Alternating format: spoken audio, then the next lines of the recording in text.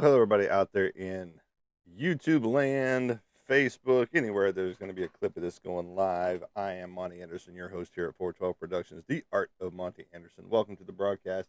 We are back to reviewing Antarctic Press titles, as well as other titles as well. But right now, we are focusing on the next Antarctic Press installment for a fair, honest review of the comic Exciting Comics number 58, part 2 of 5. Here you go. Right there. All of the Exciting Comics logo and the Paladin logo was done by Mr. Ben Dunn. And story and art. Give me just one moment and I will tell you who did all the story and artwork.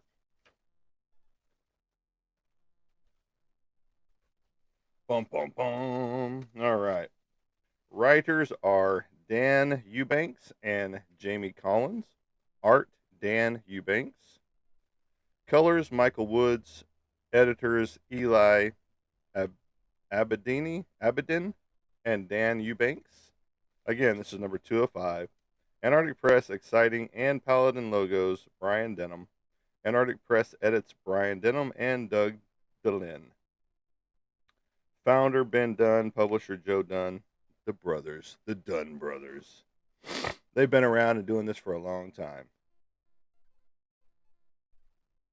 Editor-in-chief Brian Denham.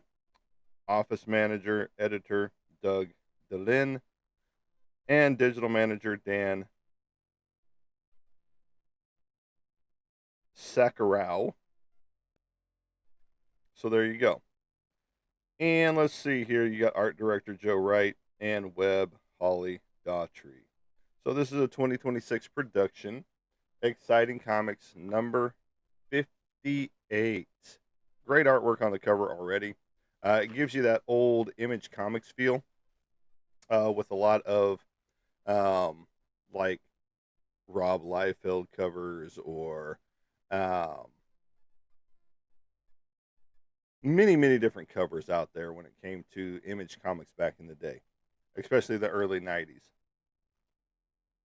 On to the next. All right, so you got a futuristic city with this.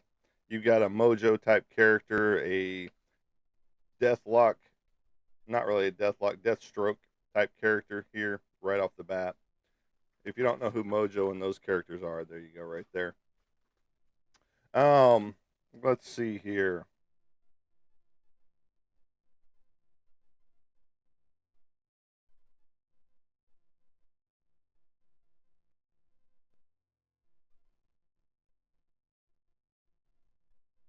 So you've got a plot going on right here, right off the bat. I mean, it's great artwork all the way around. The way they portray the vehicles and things like that. You got futuristic cars with modern cars. You know, the gas guzzlers down there right off the bat, right off the top. And then, of course, again, the Mojo character and the Deathstroke character down here in the bottom. The looks there is what it feels like right there.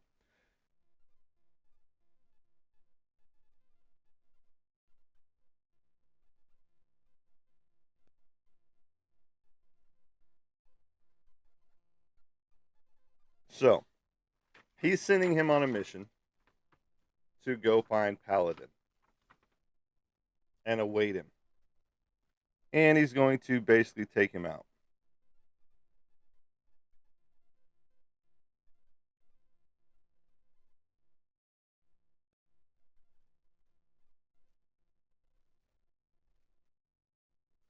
Great feel. I mean, all the way around, it's a great feel.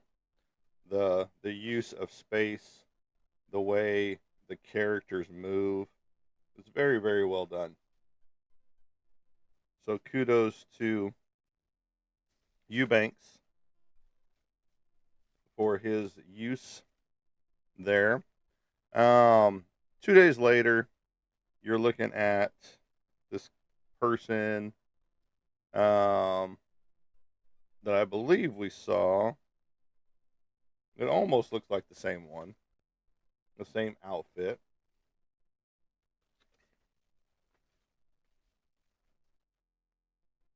No, it's a little different. It's different. It is different. All right. So this is a different person down here. He's asking, how's it coming? I think I've got enough info from it to justify action, but what is it? I discovered a command chip embedded in the arm. It's how the doc smilled that guy in the alley, in addition to potential total control of the subject. It is also it also has a self-destruct mechanism. Okay, so Garen, there could be one of those things in every mech in the city. Good and bad. Millions could die if this goes south. So, they got some mech from the last episode, the first episode, part one. And apparently, in that mech, he's finding different types of things that could potentially harm a lot of people if they were set off.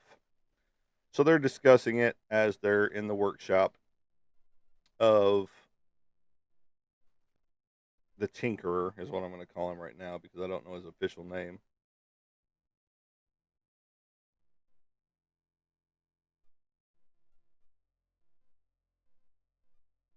Because they don't give us his name.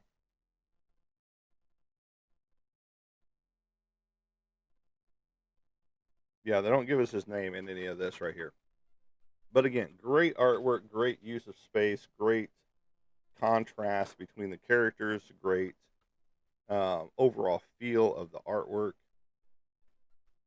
Um, it gives you that realism in the comic book realm, if that makes any sense.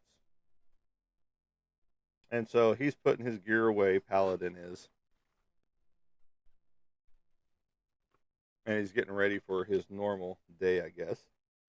Again, it feels a lot like a Image comic from back in the day. And then big panel splash. You have to help me right there. And if and go look at any Image comics from back in the 90s, and you'll understand what I'm talking about when it comes to this. And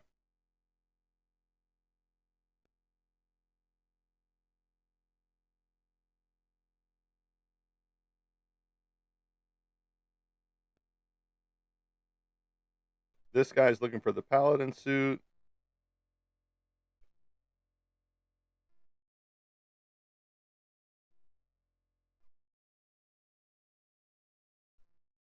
And they're trying to figure out how he knows who they are.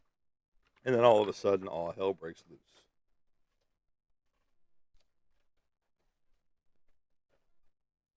And the guy that was there to be protected is now unconscious. I'm not going to say he's gone, but he's unconscious. And so they get all the required stuff that they need, move, grab him. They've got him tied up, and now they're questioning him. Again, great use of everything that Eubanks is doing here. The flow is nice. I like the panels. They're easy. They're straight to the point. You get all of your thoughts and word balloons in here that you want without distracting from the page itself. You get some that have so many word balloons and so many panels and or not panels, but so many different word balloons all over the place that it distracts from the actual artwork that's going on. And that doesn't do that here because the way they've got it lined up is they've got it everything a little bit lower in the panels and then very minimal overlapping when it comes to if there's a lot of words going on. This is giving you the plot right here. So they untie him, they let him say his piece.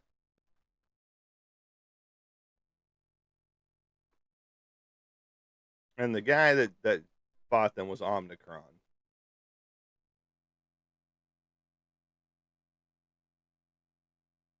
Well, I guess it's Omnicron. Omnicron could be the first guy we saw, the Mojo looking character.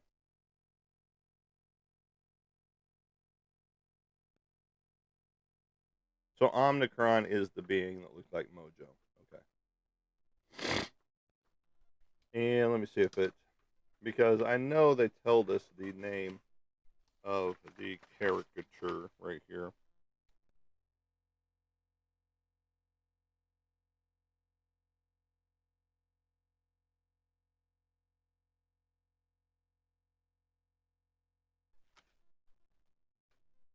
I think you did anyway.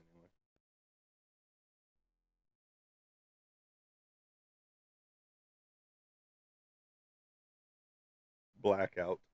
His name is Blackout. I'm pretty sure. We're going to jump in here and look again to see if it tells us in this panel.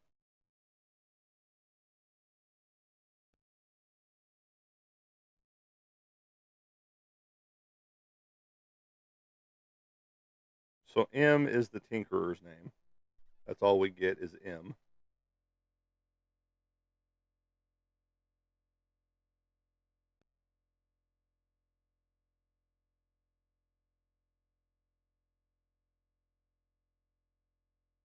Okay. So Blackout would be his name. Again, talking things over. And now they're going to figure out. Stay here unless you want to be dog meat for Omnicron. So he's having. So they're going after Omnicron now in this panel here on this page. Now we jump into the futuristic portion of things, not just the slums as they called it, what Blackout called it after he destroyed the building that they were working out of, a mechanic shop.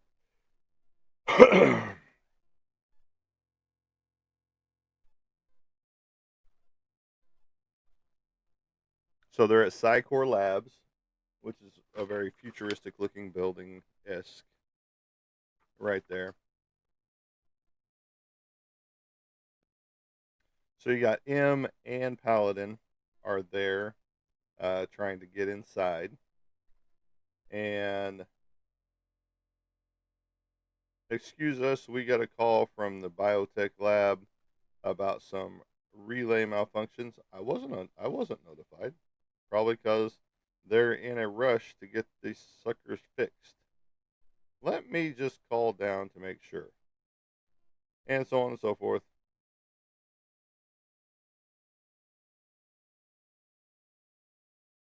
You really want to tell Mr. Breckett who they've got, who they were talking to?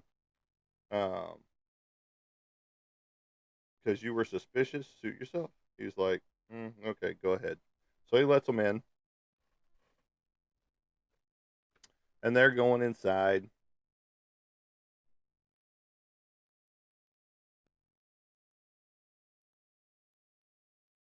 Elsewhere, after they've gone inside, then you see Omnicron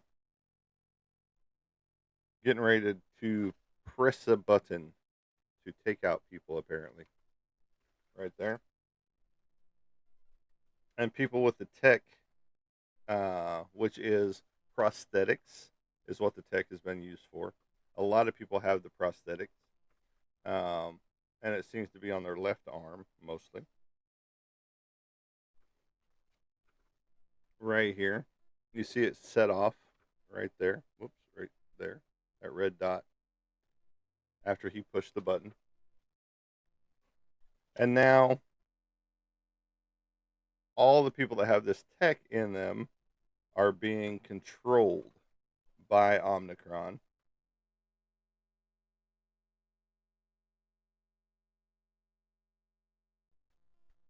Even his mom has turned into a creature of mass destruction. So that was what the tech was being used for.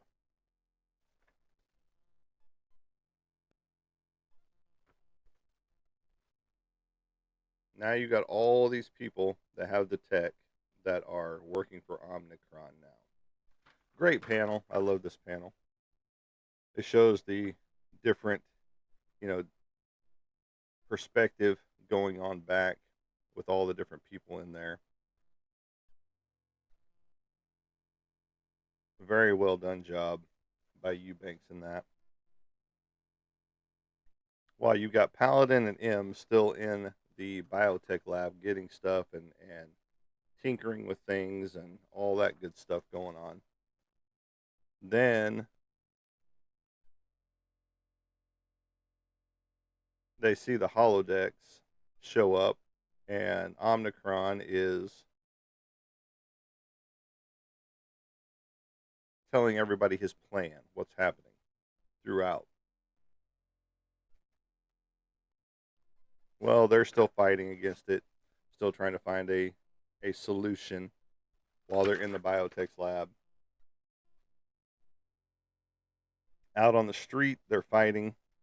Blackout is fighting with police and civilians. So you're getting a little bit of blood and guts in that one. And then out of nowhere comes boom, boom, boom, Paladin. Last panel, last page of book 2 or chapter 2 of Exciting Comics Paladin. Great superhero landing. Typical superhero landing. Ask the Black Widow and her sister. And then the last pages are their horror comics and things like that, showing their different selections and styles, their sci-fi selection for you. The ladies get it done. Get it done. Critter, the Vegas Rules, and Legacy miniseries by Fred Perry of Gold Digger. Fred Perry's been around a long time, man.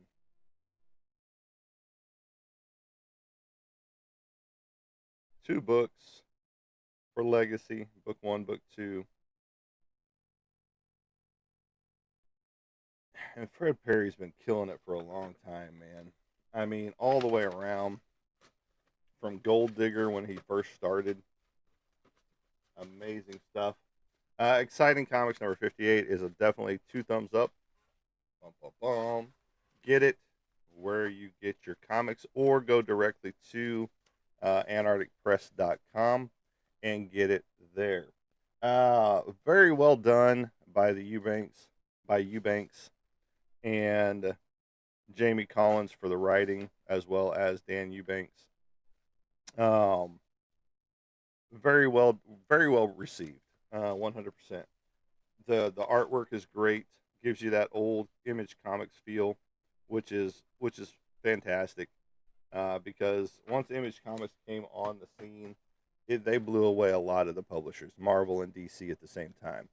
And so to see, a feel like this with an Image Comics feel in Antarctic Press, that's a great thing. And kudos to you guys, been done. Thank you for this opportunity of, allowing me to review your books on a regular basis. I do appreciate it. I have 2 more books coming up that I will be doing a review on. They are Pounds of Power. It's a little bit different book. It gives me the Faith from the Valiant Universe feel, which is great because it is not your typical superhero-esque feel, okay? Unless you're into the blob of, Marvel Comics. Now, been done. A little retrospect here on some things that I have found out in the wild. Bum, bum, bum. Entity Eternity Comics. I didn't find number 1 and 2 yet, but apparently this is a limited edition series, full color collector's item, Ninja High School, number 3, number 4, and number 5 right there. When you did full color on a portion of your Ninja High School Select comics. Now, I do need to find number 1 and number 2 for this series from Eternity right there. So there you go, which was Eternity is Malibu Comics, if you don't know. Malibu Comics. Malibu does it again. So very cool finds that I found out in the wild. I found a lot of the Ninja High School and Gold Digger and things like that out in the wild from Antarctic Press and been done. So there you go. But kudos to the Eubanks and Collins for this book. Exciting Comics number 58, Paladin. 2 thumbs up all the way. Great feel, great look, great read, great colors. I mean, it's very well done, very well put together. You won't be disappointed if you go ahead and get number 1, number 2, and just get all 5 of them. I mean, go for it. So there you go. Honest and straightforward review on Exciting Comics number 58, book part 2 of the Paladin saga. So there you go. Thanks and have a great day. And as I like to say, as I leave you guys, we will catch you on the flip side. Have a good day, everybody.